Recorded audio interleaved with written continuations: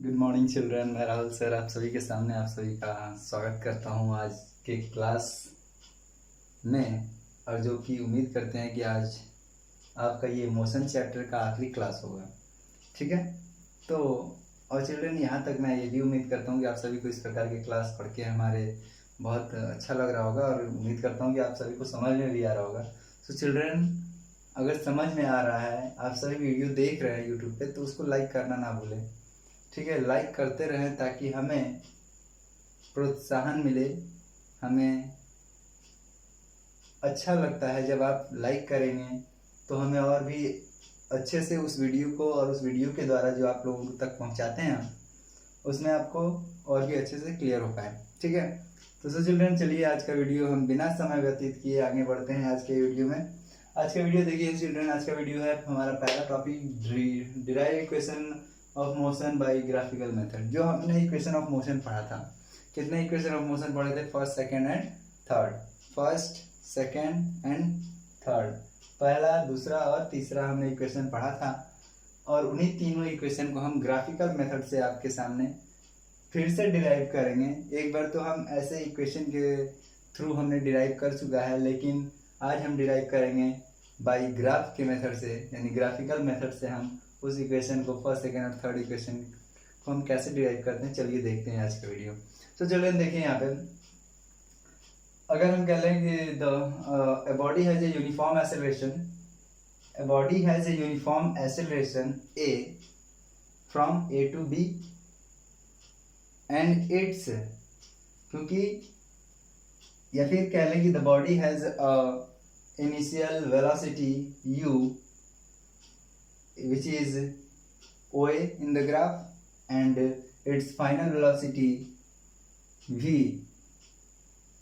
becomes v in which OB BC is in which BC is the graph, है ना, कि BC में graph में जो BC है ये हमारा क्या है? फाइनल वेलोसिटी है, ठीक है। और हम देख रहे हैं एक चीज चल रहे हैं, velocity change from A to B, क्योंकि A तक तो इनिशियल वेलोसिटी है एंड B के B तक जाने के बाद ये फाइनल वेलोसिटी हो जा रहा है ना। यानी कि इसका वेलोसिटी U से बदल के, एक A पे था तो U है और B पे गया तो क्या हो गया? V हो गया, यानी कि चेंज हो गया, है ना।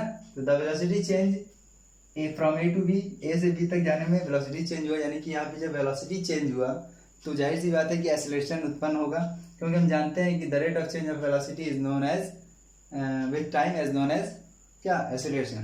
तो यहाँ पे जब वेलोसिटी चेंज हो रहा है हमारा, तो जाहिर सी बात है कि एक्सेलरेशन होगा। एक्सेलरेशन किस रेट से होगा? तो यूनिफॉर्म रेट से होगा, ठीक है। तो वही मैं बोल रहा था कि the uniform acceleration A and it's initial velocity which is the graph OA becomes u, which is the graph OA, and its final velocity becomes v in which the graph BC, है ना। ये तो हुआ। अब देखिए, अब इसके बाद क्या करेंगे? And again we draw and again with time after time T, यानी कि टाइम टी के बाद ही तो वेलोसिटी चेंज हो रहा है ना। Time T which is in the graph OC, यानी कि जिसको हम OC से इंडिकेट किए हैं, ये टाइम है T, ठीक है। और इसमें अब ड्रॉ करेंगे एक परपेंडिकुलर BC, है ना। We draw a perpendicular BC on from B on OC and again draw a perpendicular B on OE। OE पर एक B से परपेंडिकुलर ड्रॉ करेंगे जो कि OE पे होगा, ठीक है। ये OE है। और उसके बाद एक पैरेलल लाइन ड्रॉ करेंगे। Draw a parallel line AD, किसके पैरेलल? तो to OC। Draw a parallel AD to OC, है ना। OC के पैरेलल एक लाइन ड्रॉ करेंगे AD, ठीक है। ये सारे ड्रॉ करने के बाद चलिए चिल्ड्रन, अब मैं बताता हूँ कि इसको कैसे हम डिराइव करते हैं। ये सारी चीजें थी कि ये हमारा इनिशियल वेलोसिटी, ये हमारा फाइनल वेलोसिटी, यानी कि ये आरंभिक वेग, ये हमारा अंतिम वेग हो गया, BC अंतिम वेग है। और AB क्या है? एक्सेलरेशन हो गया। ये AB हमारा एक्सेलरेशन है T समय के बाद, ठीक है। तो चलिए अब देखिए इसको हम कैसे ड्रॉ करते हैं, यानी कि फर्स्ट इक्वेशन कैसे हम प्रूव करते हैं। फर्स्ट इक्वेशन क्या है हमारा children? V equal to U plus AT, यही हमारा फर्स्ट इक्वेशन है कि नहीं?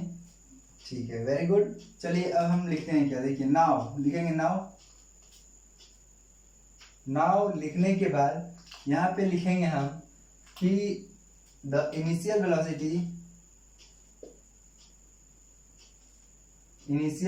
इक्वल टू कितना होगा। Now initial velocity equal to क्या, ओए और इक्वल टू यू, है ना। फाइनल वेलोसिटी क्या होगा, फाइनल वेलोसिटी हमारा होगा bc, ब्रैकेट में कर ले तो v, है ना। अब टाइम oc, टाइम क्या है oc ब्रैकेट में t, है ना। तो ये हमारा ये सारी चीजें हो गई। सो देयरफॉर, इसलिए या फिर हम लिखें तो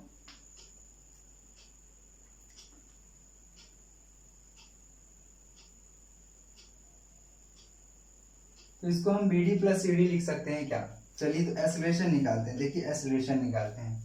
एक्सेलरेशन क्या होगा, एक्सेलरेशन हमको निकालना है। एक्सेलरेशन इक्वल टू क्या होगा, change of rate of change of velocity, यानी कि ये हमारा bc पूरा v है और oa क्या है, u है। तो जैसा कि हम जानते हैं कि v माइनस यू बराबर t, ये होता है, यानी कि v कितना है bc माइनस oc क्या है, ओसी क्या है, वी बी सी माइनस ओए, सॉरी ओए, वी माइनस यू अपॉन में टी, यानी कि ओसी, है ना। यही होता है कि नहीं होता है, होता है। और स्लोप के माध्यम से अगर हम देखें तो स्लोप के माध्यम से क्या होगा, B D equal to A T.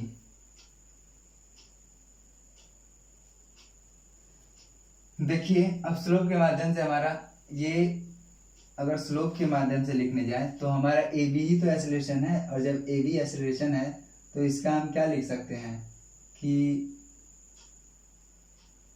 B D upon में A D, B D upon में ए डी लिख सकते हैं कि नहीं लिख सकते, लिख सकते हैं। यही तो हमारा स्लोप है इस ग्राफ का, ये स्लोप है। तो स्लोप में बी डी अपॉन में A D equal to acceleration, क्योंकि rate of change of velocity यही है और ए डी हमारा टाइम है, बी डी ही तो rate of change of velocity है।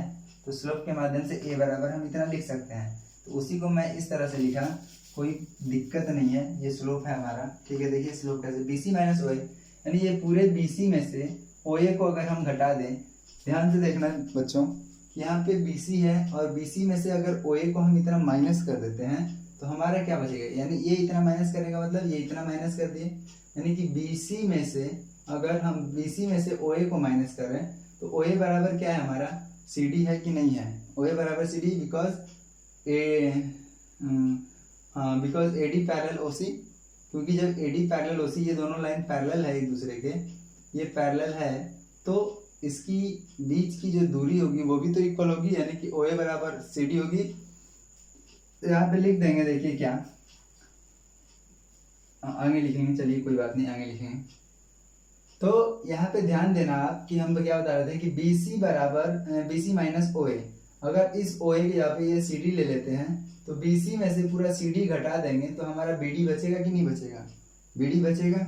और BC की जगह पे हम OA के जगह पे हम CD को क्यों घटा रहे हैं, तो OA के जगह पे CD को इसलिए घटा रहे हैं क्योंकि AD पैरेलल OC था। मैंने पहले ही बताया कि एक लाइन ड्रॉ करेंगे AD पैरेलल टू OC, यानी कि AD एक लाइन ड्रॉ किए OC के पैरेलल, जो कि जब ये दोनों लाइन पैरेलल है तो हम जानते हैं कि पैरेलल लाइन की बीच की दूरी हर पॉइंट पे क्या होती है, इक्वल होती है। हम जानते हैं कि अगर दो पैरेलल लाइन है उसके बीच की दूरी हर पॉइंट पे क्या होगी, इक्वल होगी, जितना यहाँ होगा उतना ही डिस्टेंस यहाँ होगा, तो इसके बीच की दूरी क्या होती है, इक्वल होती है। तो यानी कि जितना OA है उतना हमारा CD होगा। तो हम यहाँ पे लिख सकते हैं क्या, BC माइनस OA बराबर, OA की जगह पे हम क्या लिख दें, CD लिख देते हैं। चलिए CD बराबर OC की जगह पे हम क्या लिख दें, चलिए OC को OC ही रहने देते हैं, कोई बात नहीं, ठीक है। ये हम इतना लिख सकते हैं कि नहीं लिख सकते, इतना बताइए। और यहाँ पे चूंकि दे देंगे, चूंकि क्या, चूंकि AD parallel OC, then AD parallel OC, then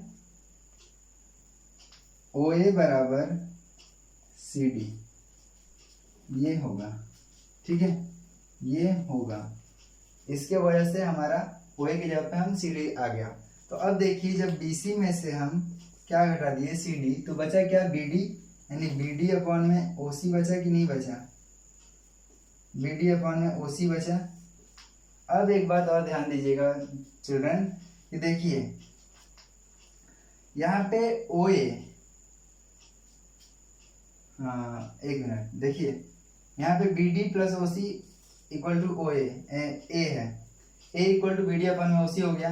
जब A equal to BD upon में OC हो गया, इसके आगे चलते हैं थोड़ा सा, तो देखिए OC के जगह पे हम क्या लिख देंगे, A equal to BD upon में OC के जगह पे OC क्या है, टाइम के बराबर है, यानी कि T लिख दिए, यानी कि BD इक्वल टू चिल्ड्रन हमारा क्या हो गया, थोड़ा सा और आगे चलते हैं, BD इक्वल टू क्या आएगा, 80 आएगा।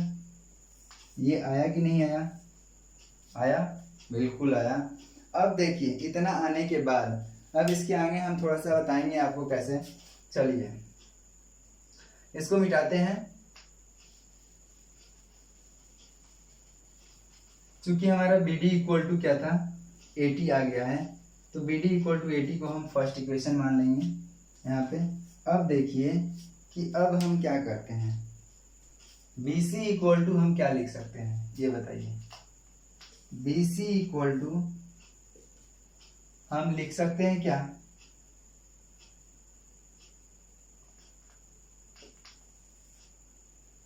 BC इक्वल टू हम लिख सकते हैं BD plus CD, BD plus CD, CD लिख सकते हैं। तो जब BC equal to BD plus CD लिख सकते हैं, BC हमारा क्या है, V है, और BD क्या हो गया हमारा 80 आ गया, और देखिए CD क्या है, CD की जगह पे OA या OA इक्वल टू CD, तो CD की जगह पे हम U लिख सकते हैं। यानी कि हमारा दोस्तों चिल्ड्रन देखो यहाँ पे हमारा पहला इक्वेशन प्रूव हो गया, प्रूव हो गया कि नहीं हो गया। इसको लिख देंगे कि BD इक्वल टू 80 आया है फ्रॉम इक्वेशन फर्स्ट, जो कि अभी हमने लगाया कि BD इक्वल टू 80 लाया है हमने प्रूव करके। तो यहाँ पे V equal to 80 plus U या U प्लस 80, यही तो होता है V equal to U plus 80, यही तो हमारा फर्स्ट इक्वेशन ऑफ मोशन है। फर्स्ट इक्वेशन ऑफ मोशन यही तो है, V equal to U plus 80, है कि नहीं है, है कि नहीं है, बस इतना बताना है कि नहीं है। यहाँ पे लिखेंगे from the graph, from the graph, ठीक है, यानी कि ग्राफ से हम क्या ले सकते हैं, BC equal to BD plus CD, graph से इस BC के बराबर हम क्या लिख सकते हैं, BD प्लस CD, ठीक है ना। ओके चिल्ड्रन, ये हो गया हमारा पहला इक्वेशन प्रूव। अब चलिए दूसरे इक्वेशन की तरफ चलते हैं, फटाफट दूसरे इक्वेशन की तरफ देखिए चलते हैं। इसी फॉर्मूले से हम दूसरा इक्वेशन देखिए कैसे प्रूव करते हैं, बहुत ही आसानी से, बहुत सिंपल वे में, जो कि आप खुद कहोगे कि कितना अच्छा है और कितना बढ़िया था। देखिए दूसरा इक्वेशन हमारा क्या होता है, दूसरा इक्वेशन जैसा कि आप चिल्ड्रन जानते हैं क्या होता है, सेकंड इक्वेशन जो हमारा है, सेकंड इक्वेशन जो हमारा है वो क्या है, सेकंड इक्वेशन हमारा क्या होता है, S equal to UT plus half AT square, होता है कि नहीं होता है, ये होता है। इसमें हमें S फाइंड करना है, S यानी कि डिस्टेंस फाइंड करनी है। तो सो चिल्ड्रन आप ये बताओ कि डिस्टेंस फाइंड करने के लिए, तो इसमें हम मान लेंगे कि suppose the body travel distance S in time T, यानी कि इसमें एक बॉडी अगर ट्रेवल कर रहा है कोई भी डिस्टेंस, उस डिस्टेंस को हम क्या मान लेंगे, S T समय में, T समय में एक बॉडी क्या कर रहा है, S डिस्टेंस को तय कर रहा है।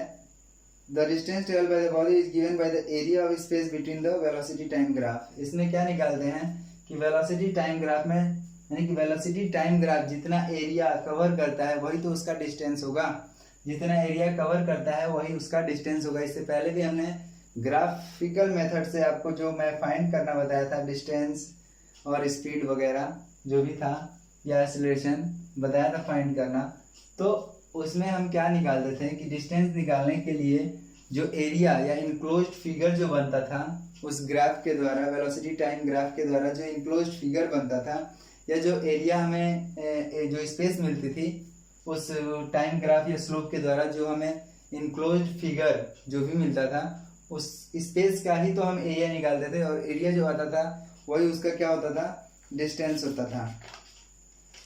होता था कि नहीं होता था, बस इतना बताओ, होता था ना। यानी कि देखो इसमें ये डिस्टेंस निकालना है अगर इस टाइम ग्राफ में, तो वेलोसिटी टाइम ग्राफ में हमारा एरिया तो यही घेर रहा है इस स्लोप के द्वारा, इतना ही घिरा हुआ है कि नहीं घिरा हुआ।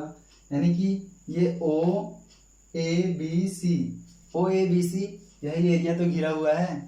यानी कि इसका अगर एरिया निकाल दें ओ ए बी सी का, ओ ए बी सी का, तो हमारा डिस्टेंस क्या होगा, निकल जाएगा। निकल जाएगा कि नहीं निकल जाएगा, क्योंकि हम डिस्टेंस निकालने के लिए क्या करते हैं कि जो भी वेलोसिटी टाइम ग्राफ या स्पीड टाइम ग्राफ के द्वारा जो भी इनक्लोज्ड फिगर हमें मिलता है उस इनक्लोज्ड फिगर का एरिया निकाल देते हैं, तो हमारा डिस्टेंस निकल जाता है। जाता है कि नहीं, बिल्कुल। देखिए तो फिर यहाँ पे हमारा इनक्लोज्ड फिगर क्या मिल रहा है, ओ ए बी सी ये मिल रहा है, तो डिस्टेंस ट्रेवल्ड लिखेंगे children, distance travelled equal to क्या, area of O A B C, area of O A B C, O A B C ये निकालेंगे। अब एक चीज इसमें और करते हैं, ये तो डिस्टेंस होगा ही, area of O A B C को हम दो पार्ट्स में देखिए डिस्ट्रीब्यूट करते हैं, दो पार्ट में हम बांट देते हैं। पहला पार्ट ये हो गया यानी ओ ए सी डी या ओ ए डी सी, और दूसरा हो गया A B D, A B D, दो रीजन हमें मिल रहा है। तो यहाँ पे देखिए निकालते हैं अलग अलग कि एरिया ऑफ रेक्टेंगल, या रेक्टेंगल नहीं लिखते हैं तो ओ ए सी डी लिखते हैं, O A C D plus area of A B D, A B D, इन दोनों को अगर जोड़ दें तो क्या ओ ए बी सी मिल जाएगा कि नहीं मिल जाएगा। अगर इसका एरिया यानी ओ ए डी सी का एरिया या ओ ए सी डी का एरिया और इस ए बी डी का एरिया अगर दोनों को कंबाइन कर दें तो क्या हमारा ओ ए बी सी का एरिया मिल जाएगा, बिल्कुल मिल जाएगा। ध्यान से देखो मिल जाएगा। तो मिलने के बाद देखिए, चलिए इसका क्या होता है ये बता दीजिए हमें कि area of O A C D, O A C D किस शेप का है, आप तो देख रहे हो कि ओ ए सी डी जो शेप है वो एक रेक्टेंगल का शेप है। तो हम जानते हैं कि एक रेक्टेंगल का एरिया का फॉर्मूला क्या होता है, length into breadth, length into breadth. होता है कि नहीं होता है, होता है कि नहीं होता है चिल्ड्रन, बताना हमें, होता है या नहीं होता, होता है। तो ओ सी इंटू सी डी हम लिख सकते हैं क्या, या ओ ए इंटू ओ सी लिख सकते हैं क्या, बताना। इसके जगह पे ओ ए इंटू ओ सी लिख सकते हैं, इसके जगह पे ओ ए सी डी की जगह पे एरिया, क्योंकि यही तो लेंथ है और यही इसकी ब्रीथ है ना।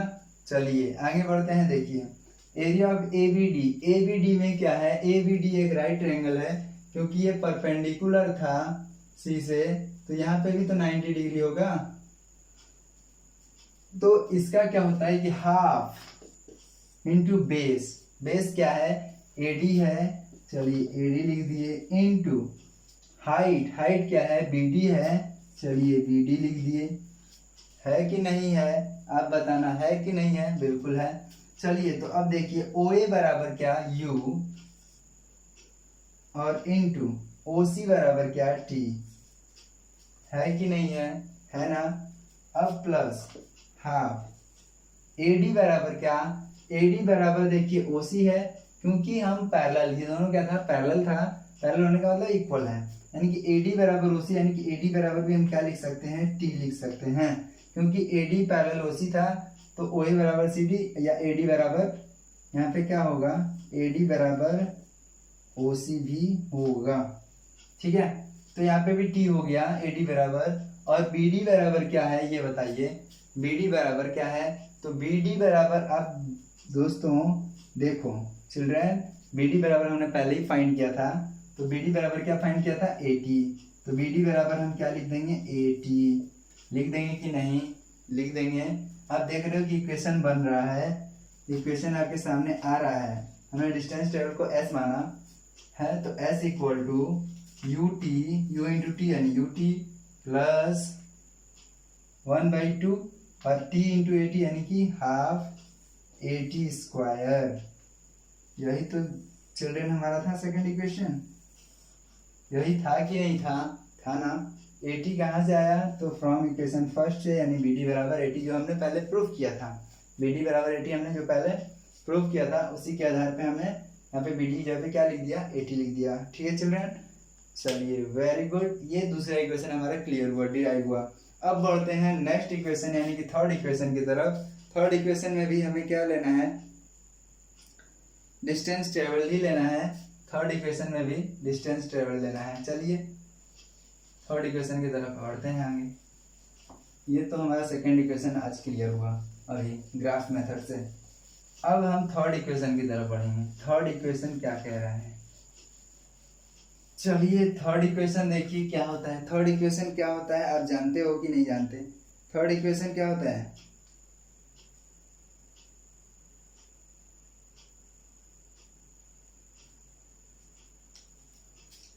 देखिए थर्ड इक्वेशन हमारा क्या है? थर्ड इक्वेशन हमारा है, थर्ड इक्वेशन क्या है? थर्ड इक्वेशन होता है क्या है? V square equal to U square plus 2as। V square equal to U square plus 2as, यही होता है हमारा थर्ड इक्वेशन। और यही थर्ड इक्वेशन, इसी को हमको डिराइव करना है इससे। ठीक है, तो सो चिल्ड्रन इसमें भी हम क्या लिखेंगे? ए बॉडी, ये suppose a body travel a distance s in time t, है ना। नाउ वी कैन कैलकुलेट, या we calculate the distance travel by a graph, या फिर by a enclosed figure O A B C, क्योंकि इसमें भी हम डिस्टेंस फाइंड करेंगे। डिस्टेंस फाइंड करेंगे ओ ए बी सी। तो डिस्टेंस को हमने s मान लिया, तो डिस्टेंस ट्रेवल्ड इसमें भी लिखेंगे डिस्टेंस, एक मिनट बच्चों, distance equal to area of O A B C. O A B C ये हमारा एरिया है, क्योंकि इनक्लोज फिगर यही बन रहा है, और इसी से हम डिस्टेंस ही फाइंड करेंगे। ठीक है, डिस्टेंस ही फाइंड करके हम देखो इस फॉर्मूले को कैसे क्रिएट करते हैं। कहोगे आप सर ये तो पहले वाला है। नहीं बच्चों, ये पहले वाला नहीं है। यहाँ पे देखिए आप दूसरा मेथड लगाएंगे। यहाँ पे अब हम ट्रेपीजियम का रूल लगाएंगे। ट्रेपीजियम, एरिया ऑफ ट्रेपीजियम लेंगे, क्योंकि उसमें हम दो पार्ट में बांट कर, हमने 2 पार्ट में इसको डिवाइड करके हमने वो सेकेंड इक्वेशन लाया था। लेकिन यहाँ पे हम बांटेंगे नहीं, इसको डिवाइड नहीं करेंगे, इस पूरे फिगर को ही लेंगे। तो देखिए पूरा फिगर अगर हम देखने जाएं तो पूरा फिगर हमारा क्या यही बन रहा है क्या? ध्यान से देखना,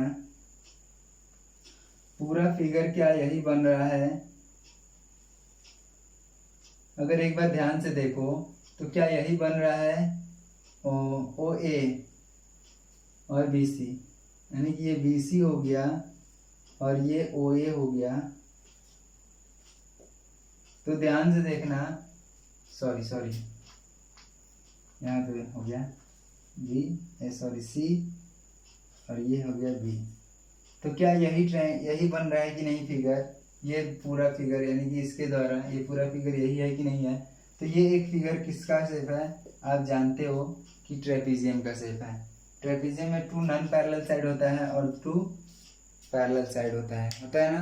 तो यहाँ पे आप देखिए हम यही रूल लगाएंगे ट्रेपीजियम का। तो एरिया ऑफ ट्रेपीजियम चिल्ड्रन क्या होता है? Sum of parallel side into height, sum of parallel side into height upon में 2, सम ऑफ पैरेलल साइड या 1/2 sum of parallel side into height. ये होता है ना? होता है कि नहीं होता है? होता है, बिल्कुल होता है। चलिए तो हम लगाते हैं 1/2 sum of parallel side. Parallel side क्या है? यही तो है ओ ए अपॉन में बी सी। ओ ए और बी सी तो पैरेलल है, क्योंकि ये दोनों तो पैरेलल है नहीं, इनकी बीच की दूरी अलग अलग है, लेकिन इनकी बीच की दूरी समान है। अगर यहाँ से देखा जाए तो इनकी बीच की दूरी क्या होगी? ये समान होगी, जितना ये है उतना ये है। तो इन दोनों की बीच की दूरी समान होगी। तो ये ओ ए और बी सी पैरेलल साइड है, तो हम यहाँ पे लिख दें ओ ए प्लस बी सी, और आगे देखिए इनटू हाइट। हाइट क्या होगा? हाइट क्या होगा? तो हाइट इसकी ओ सी, यही तो हाइट है, सॉरी हाँ ओ सी, यही तो हाइट है। क्योंकि ये ओ ए पैरेलल बी सी, इसकी ऊंचाई कितनी है इस ट्रेपेजियम की, तो यही तो ओ सी है, क्योंकि ये तिरछा नहीं गया है, ये सीधा गया है, परपेंडिकुलर है ना, सीधी रेखा है, तो ये ओ सी इसकी क्या हो गई, हाइट हो गई। ठीक है, तो जब ओ सी हाइट हो गई तो देखिए 1/2 ओ ए क्या है, ओ ए देखो यू है, और प्लस बी सी क्या है, तो बी सी हमारा भी है कि नहीं है। ग्राफ को देखते चलिए, ओ ए यू है और बी सी हमारा पूरा भी है, इंटू ओ सी क्या है, तो ओ सी टी है, टी है कि नहीं है, ओ सी टी है, हाँ है, ओ सी बराबर क्या है, टी है ना, तो टी रख दिए। ठीक,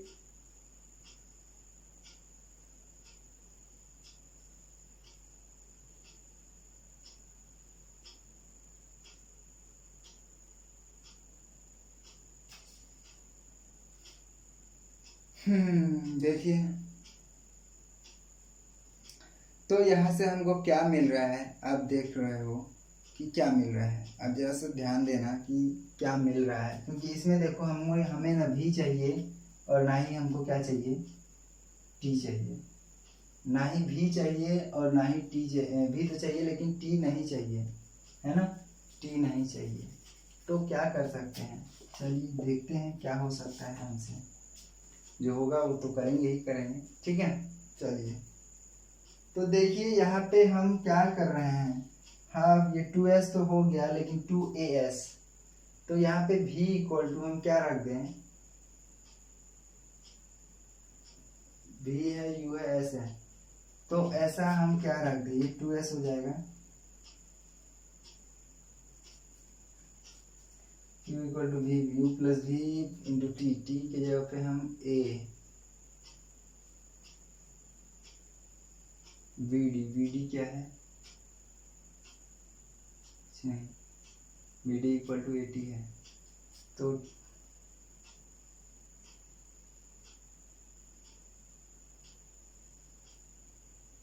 now first equation of motion से हम v equal to U plus A T, इससे हम इस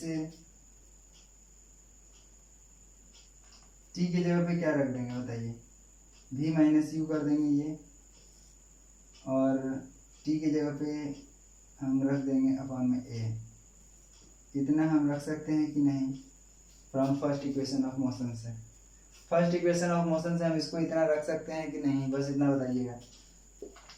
चलिए now first equation of motion, first equation of motion क्या होगा, v equal to U plus A T, तो t इक्वल टू हमारा क्या हो जाएगा, v माइनस यू अपॉन में a, ये होगा कि नहीं होगा बताइएगा, ये होगा कि नहीं होगा, होगा ना, होगा ना, होगा कि नहीं, t equal to V minus U by A, क्योंकि हमको यहाँ से t रिमूव करना है, t तो चाहिए नहीं ना इसमें, t इसमें जरूरत नहीं है, तो t को रिमूव करना होगा कि नहीं होगा, होगा, तो जब t को रिमूव करना होगा चिल्ड्रन, तो यहाँ पे t के जगह पे हम क्या रख देंगे, अब v minus U by A को ले आके रख देंगे। Now putting the value of t equal to v minus U by A, अब लिखेंगे now putting the value of, now putting the value of, चलिए मिटाते हैं इसको, now putting the value of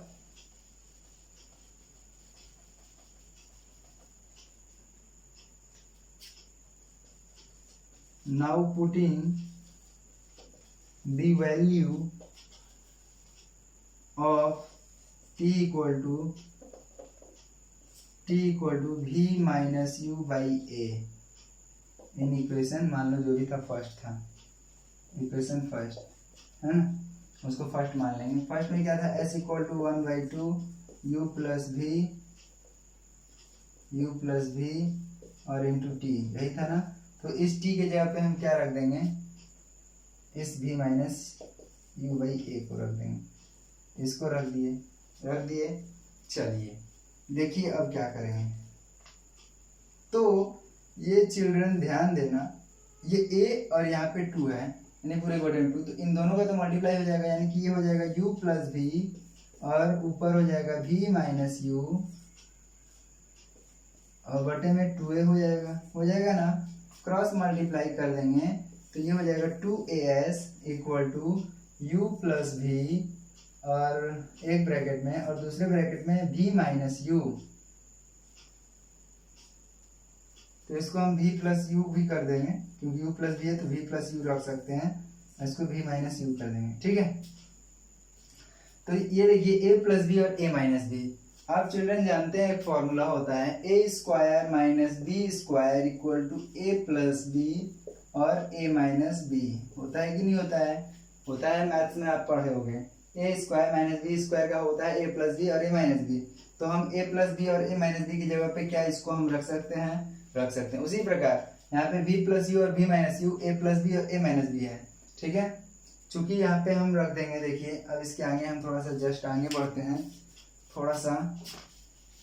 तो जब थोड़ा सा आगे बढ़ेंगे तो क्या लिखेंगे, देखिए इसको हम लिखेंगे 2as equal to V square minus U square. V square minus U square कहाँ से? तो यहाँ से। कहाँ से? तो यहाँ से, क्योंकि हम जानते हैं कि a square minus B square equal to a plus B और a माइनस बी होता है। उसी प्रकार v square minus U square equal to क्या होगा? v प्लस यू और v माइनस यू। तो v प्लस यू और v माइनस यू की जगह पे हमने v square minus U square रख दिया और ये माइनस यू स्क्वायर को अब इधर लाएंगे तो हमारा क्या मिलेगा? 2as plus U square equal to v square. यही तो हमारा थर्ड इक्वेशन है, v square equal to U square plus 2as। यही है ना? है कि नहीं है? सो चिल्ड्रन, इस तरह से आपका तीसरा इक्वेशन क्या हुआ? डिराइव हुआ और प्रूव हुआ। ठीक है, अब हम आगे बढ़ेंगे, थोड़ा सा आगे लेकर आपको चलेंगे। कहाँ पे? तो अब चलेंगे यूनिफॉर्म सर्कुलर मोशन पे। आपका नेक्स्ट टॉपिक जो होगा वो यूनिफॉर्म सर्कुलर मोशन का होगा, जिसमें हम सर्कुलर मोशन के बारे में पढ़ेंगे कि सर्कुलर मोशन क्या होता है। ठीक है, और कैसे होता है। चलिए, तो ये मिटाते हैं हम।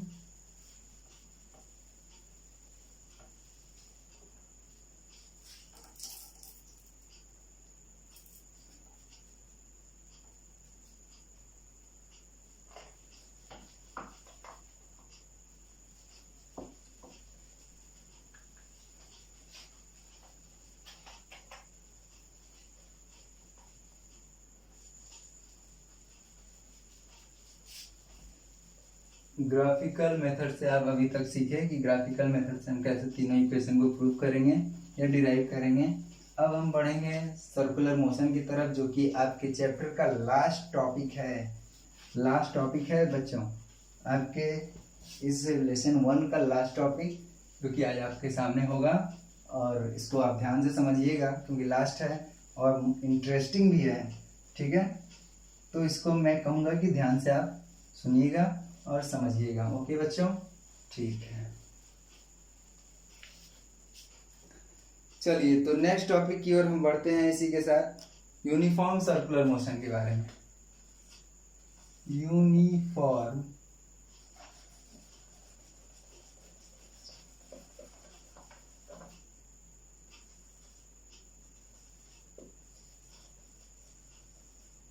Circular motion, uniform circular motion यानी कि एक समान वृत्तीय गति, इसको कहते हैं एक समान वृत्तीय गति। हिंदी में लिखे तो एक समान वृत्तीय गति। देखिए, इससे ही समझ में आ रहा है कि कोई भी बॉडी जो होगा वो सर्किल पे यानी कि एक सर्कल के आकार पे क्या करेगी? मोशन करेगी या मूवमेंट करेगी। ठीक है, तो इसके आधार पे हम आपको बताएंगे कि ये सर्कुलर मोशन कब होता है और कैसे होता है। ठीक है, तो सो चिल्ड्रन, अगर मान लीजिए कि ये एक सर्कल है, ये एक सर्कल है और सर्कल क्या, ये मान लीजिए कि एक सर्कुलर ट्रैक है ना, यानी कि एक सर्कुलर पाथ है, रास्ता है, जिसपे कोई भी बॉडी, यहाँ पे मान लीजिए कि कोई भी बॉडी जो है वो क्या कर रही है? ट्रेवल कर रही है, चल रही है। ठीक है, ऐसे चल रही है। तो ये जब सर्कुलर पथ पे ट्रेवल करती है कोई भी बॉडी, तो उसको हम कहते हैं सर्कुलर मोशन। यानी कि when a body moves in a circular path, is called क्या, सर्कुलर मोशन, या when a body moves in a circle is called circular motion. ठीक है, तो रही बात कि यूनिफॉर्म सर्कुलर मोशन किसको कहेंगे, यूनिफॉर्म सर्कुलर मोशन किसको कहेंगे, तो यूनिफॉर्म सर्कुलर मोशन कहेंगे कि when a body moves along a circular path then its direction of motion keeps changing continuously। और एक बात मैं बताऊं अभी आपको कि जब कोई भी बॉडी अगर सर्कुलर मोशन पे क्या कर रही है, मूवमेंट कर रही है, चल रही है, तो आप देख रहे हो, आप देख सकते हो कि जब यहाँ से ऐसे चली तो ये ऐसे, फिर यहाँ से जब मुड़ेगी तो ऐसे, यानी कि ये ऐसे, ये ऐसे, और इस तरह से ऐसे ऐसे ऐसे ऐसे, यानी कि निरंतर अपने डायरेक्शन को क्या कर रही है, कंटिन्यूअसली अपने डायरेक्शन को चेंज करती है। जब कोई बॉडी अपने जब कोई बॉडी एक सर्कल पे क्या करती है, मोशन करती है, जब सर्कल पे कोई बॉडी मोशन करता है तो वो अपना जो डायरेक्शन होता है वो कंटिन्यूअसली चेंज करता रहता है, यानी कि निरंतर अपने रास्ते को, अपने दिशा को क्या करता है, बदलता रहता है। और जब कंटिन्यूअसली अपने दिशा को यानी डायरेक्शन ऑफ स्पीड को जब चेंज करता है, तो डायरेक्शन ऑफ स्पीड को चेंज करने का क्या मतलब, जैसे डायरेक्शन चेंज करेगा तो डायरेक्शन चेंज करने का मतलब कि स्पीड भी चेंज होगा ना, उसका स्पीड भी तो चेंज होगा। तो जैसे डायरेक्शन अपने डायरेक्शन को, अपनी दिशा को चेंज करता है, या डायरेक्शन ऑफ मोशन को चेंज करता है, इसकी गति का जो दिशा है, गति की दिशा चेंज होगी। जब गति की दिशा चेंज होगी तो गति की दिशा चेंज होने के साथ साथ उसके स्पीड की भी डायरेक्शन भी तो चेंज होगी। स्पीड का डायरेक्शन था अगर मान लो कि इधर का, चेंज होके हो गया इधर का।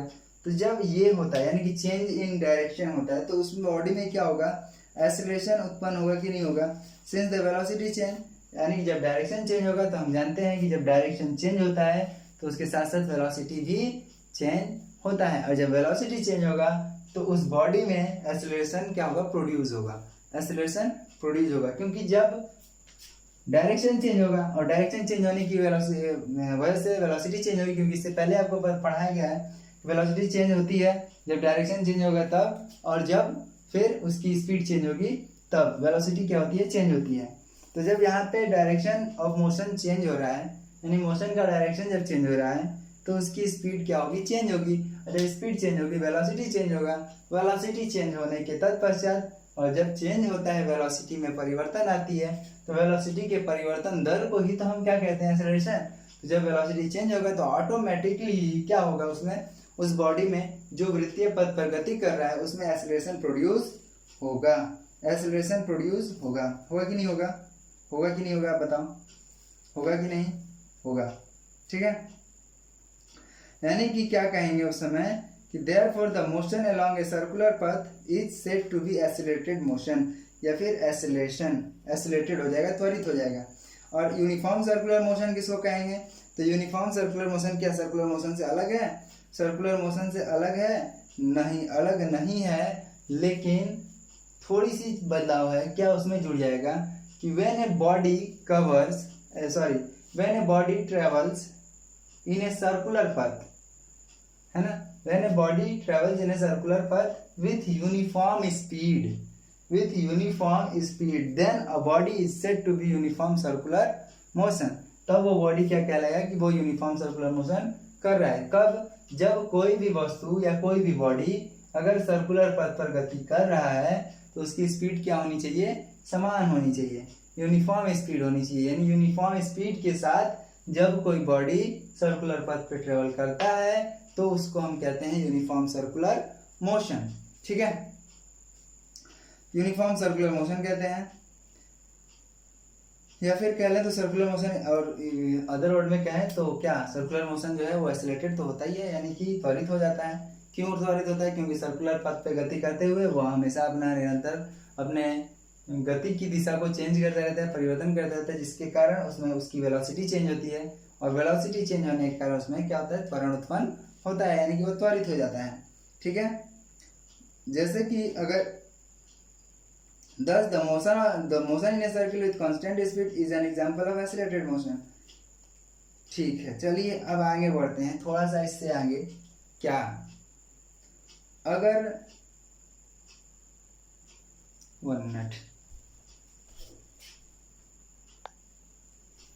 सो चिल्ड्रन देखिए क्या मैं बताने वाला था, इसके बाद इसी में एक टॉपिक थी, यानी कि सर्कुलर मोशन किसको कहेंगे, तो सर्कुलर मोशन उसको कहेंगे बताएं कि जिसमें क्या होता है कि जब कोई बॉडी किसी सर्कुलर पथ पे ट्रेवल करता है तो उसको सर्कुलर मोशन कहा जाता है। लेकिन यूनिफॉर्म सर्कुलर मोशन, जब कोई बॉडी सर्कुलर पथ पे यूनिफॉर्म स्पीड के साथ ट्रेवल करता है तो उसको कहते हैं यूनिफॉर्म सर्कुलर मोशन। लेकिन इसी में दोस्तों और कह लें तो हमारे विद्यार्थी, इसी में एक टॉपिक आता है को सेंट्रीपिटल फोर्स की, सेंट्रीपिटल फोर्स, सेंट्रीपिटल फोर्स की, ठीक है। सेंट्रीपिटल फोर्स, सेंट्रीपिटल फोर्स क्या है, तो आप इतना ध्यान रखिएगा और इस बात को नोट कर लीजिए अपने दिमाग में कि अगर कोई बॉडी अगर सर्कुलर पथ पे मोशन कर रहा है, ट्रेवल कर रहा है, ठीक है, तो उसको ट्रेवल करने के पश्चात, यानी कि वो ट्रेवल तभी कर पा रहा है जब उसके ऊपर, यानी कि उसे एक फोर्स, यानी कि जब कोई भी बॉडी अगर सर्कुलर पथ पे ट्रेवल करना चाहता है तो उसको सर्कुलर पथ पे ट्रेवल करने के लिए एक फोर्स की आवश्यकता होती है, जिस फोर्स को कहते हैं सेंट्रीपिटल फोर्स, और एक होता है सेंट्रीफ्यूगल फोर्स, ठीक है।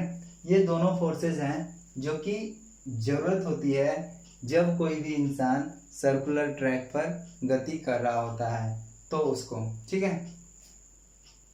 अगर ये फोर्स नहीं लगते तो वो सर्कुलर पथ पे ट्रेवल नहीं कर पाता, सर्कुलर पथ पे ट्रेवल नहीं कर पाता, ठीक है।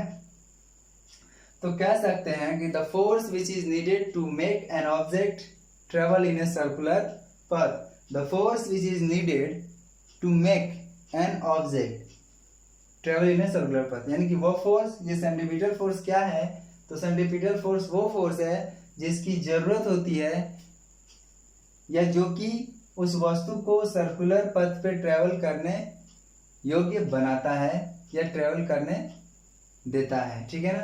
यानी इसी फोर्स की जरूरत, इसी फोर्स की आवश्यकता के कारण, यानी इसी फोर्स के कारण एक फोर्स की जरूरत होती है, और जिस फोर्स की जरूरत होती है ताकि वह कोई बॉडी है वो सर्कुलर पथ पे क्या कर सके, ट्रेवल कर सके, उस फोर्स को ही कहते हैं सेंट्रीपिटल फोर्स। ये सेंट्रीपिटल फोर्स जो होता है वो इसके केंद्र की ओर लगता है, यानी कि अगर ये बॉडी यहाँ से ट्रेवल कर रही है तो उसको एक इसके केंद्र की तरफ ये लगता है, अगर एज ए ग्राउंड देखा जाए तो, ठीक है। लेकिन अगर ग्राउंड के मेथड से देखा जाए तो ग्राउंड क्या करता है, ग्राउंड जो सर्कुलर पथ यानी सर्कुलर ट्रैक वाला ग्राउंड जो है, यानी सर्कुलर शेप में जो ग्राउंड है, उस ग्राउंड के सेंटर से एक फोर्स लगता है, ठीक है। वो एक फोर्स क्रिएट करता है जो कि लगाता है, ठीक है, और जो खींचता है यानी कि अपनी ओर खींचता है उसको, और इसको अपनी ओर खींचे रखता है। तो ये जो सेंट्रीपिटल फोर्स लगता है toward the centre of the circle, toward the centre of the circle या सर्कुलर पथ, ये सेंट्रीपिटल फोर्स हमेशा toward the centre of the circular path यानी कि वृत्तीय पथ यानी वृत्तीय मार्ग के सेंटर की ओर ये फोर्स लगाया जाता है या फिर लगता है, ठीक है। और ऐसा नहीं कि केवल यही फोर्स लगने से कोई भी ऑब्जेक्ट इस पे ट्रेवल कर ले, ठीक है।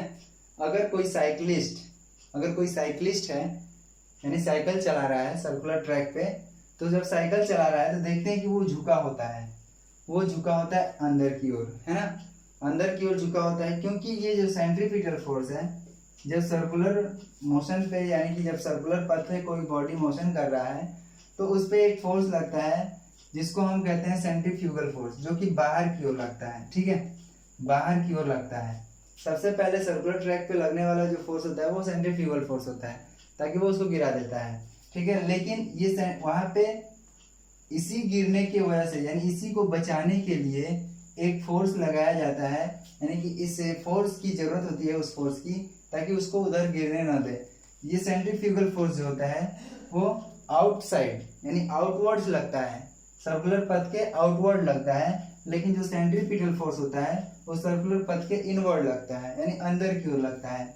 और जब कोई बॉडी इस पे ट्रेवल कर रहा होता है तो ट्रेवल करने के पश्चात उसको बाहर की ओर एक फोर्स महसूस होती है, ऐसा लगता है कि उसे कोई बाहर की ओर ढकेल रहा है, ठीक है, और वो उस साइड गिरना चाहता है या गिर जाता है, ठीक है। लेकिन हम सर्कुलर ट्रैक पे जब गति करते हैं तो हम गिरते नहीं हैं, बच जाते हैं। तो न गिरने का कारण यही है कि हमारा जो सर्कुलर ट्रैक पे जो हम गति कर रहे हैं तो उसके सेंटर से एक फोर्स इस पे क्रिएट हो रहा है जो कि उसको अपनी ओर खींच रहा है। ये तो एक सेंट्रीफ्यूगल फोर्स जो लग रहा है बाहर की ओर लग रहा है, लेकिन उसी बाहर के फोर्स को यानी कि इस Fc को, ये सेंट्रीफ्यूगल फोर्स जो है इस Fc को क्या करता है कि वो नेग्लेक्ट करने के लिए यानी कि उसको नेग्लिजिबल करने के लिए इक्वल कर देता है, ठीक है। इस फोर्स को इस फोर्स के द्वारा इक्वल कर देता है यानी बैलेंस बनाता है। ये सेंट्रीफ्यूगल फोर्स जो लगता है सेंटर की ओर, ये इस सेंट्रीफ्यूगल फोर्स के बराबर होता है और जो कि अंदर की ओर होता है। इसलिए हम जब भी साइकिल चला रहे होते हैं या फिर सर्कुलर पथ पे मोशन कर रहे होते हैं तो वो अंदर की ओर क्या होता है कि लगता है, ठीक है। अंदर की ओर क्या होता है, लगता है, तभी हमारा दोनों तरफ का बैलेंस बना होता है। यानी ये सेंट्रीफ्यूगल फोर्स जो बाहर की ओर लगता है वो बाहर की ओर लगता है। अगर केवल यही फोर्स लगता तो हम साइकिल सर्कुलर ट्रैक पे नहीं चला पाते, हम गिर जाते हैं। लेकिन इस सेंट्रीफ्यूगल फोर्स के अलावा उस सर्कुलर पथ पे ट्रैक पे हमें मोशन करने के लिए एक फोर्स की और आवश्यकता होती है, जिस फोर्स को हम कहते हैं सेंट्रीपिटल फोर्स। और इस सेंट्रीपिटल फोर्स ये क्या करता है, जब कोई व्यक्ति सर्कुलर ट्रैक पे गति कर रहा होता है तो इसके बराबर ही फोर्स ये लगाता है ताकि वह क्या रहे, बैलेंस हो जाए और उसे साइकिल जो साइकिलिस्ट है चला रहा है सर्कुलर ट्रैक पे वो डिसबैलेंस ना हो और गिरे नहीं, ठीक है, स्किडिंग ना हो, ठीक है। इस वजह से इसके सेंटर की ओर एक फोर्स लगाई जाती है या फिर लगती है जो कि सेंट्रीपिटल फोर्स कहलाती है। और ये दोनों यानी सेंट्रीपिटल फोर्स और Fc यानी कि सेंट्रीफ्यूगल फोर्स, ये दोनों इक्वल हो जाते हैं उस समय में। और इक्वल होने के तत्पश्चात दोनों फोर्सें क्या हो जाती हैं, बैलेंस हो जाती हैं, जिसकी वजह से वो बैलेंस बना होता है और व्यक्ति अंदर की ओर झुका होता है, इनवर्ड्स की ओर, ठीक है। तो ये रहा सेंट्रीपिटल फोर्स की एग्जांपल्स। और अब मैं बताऊं कुछ सर्कुलर मोशन के ऊपर कुछ एग्जांपल, जैसे कि सूर्य के चारों तरफ क्या होता है, ग्रहों का, प्लेनेट का घूमना, वो एक सर्कुलर मोशन का क्या है, एग्जांपल्स है। सर्कुलर मोशन के एग्जांपल्स है चंद्रमा का, मून का रोटेशन करना, moon revolves around the earth, यानी मून जो क्या करता है वो पृथ्वी के चारों तरफ चक्कर लगाती है, तो वो मून भी चारों तरफ जब पृथ्वी के चक्कर लगाती है तो वो भी एक सर्कुलर ट्रैक पे ही चक्कर लगाती है, जिसके कारण वो भी एक एग्जांपल्स है किसके, सर्कुलर मोशन के, ठीक है। तो ये सारे कई एग्जांपल्स हैं जो कि आप अगर एक घड़ी की सुई ले लें तो घड़ी की सुई भी रोटेट करती है चारों तरफ, ठीक है, उस गोल के घड़ी के शेप में, तो वो भी एक क्या करती है, सर्कल ही बनाती है, ठीक है। यानी कि उसका भी मोशन किस प्रकार का मोशन होगा, तो सर्कुलर मोशन ही होगा, ठीक है चिल्ड्रन। हाँ, एक बात आप जान लीजिए कि यूनिफॉर्म लीनियर मोशन और यूनिफॉर्म लीनियर मोशन किसको कहते हैं, तो आप बहुत पहले क्लास 6-7 में पढ़ चुके होंगे कि लीनियर मोशन या रेक्टिलिनियर मोशन क्या होता है, कि जब कोई बॉडी एक स्ट्रेट पथ पर गति कर रहा होता है, when a body travel in a straight पथ, है ना, जब कोई सीधी पथ पे कोई बॉडी गति कर रहा होता है तो उसको रेक्टिलिनियर या लीनियर मोशन कहते हैं।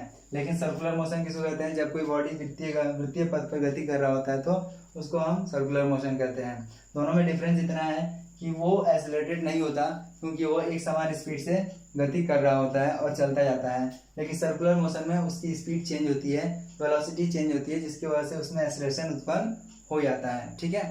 तो चिल्ड्रन आज की टॉपिक यहीं, और उम्मीद करते हैं कि आपको बहुत अच्छे से समझ में आया होगा और आएगा, ठीक है। सो चिल्ड्रन एक बार आपसे रिक्वेस्ट फिर करेंगे कि आप हमारे चैनल को सब्सक्राइब और लाइक करना मत भूलें अगर हमारी वीडियो आपको अच्छी लगती हो तो। Okay, then best of luck and bye bye.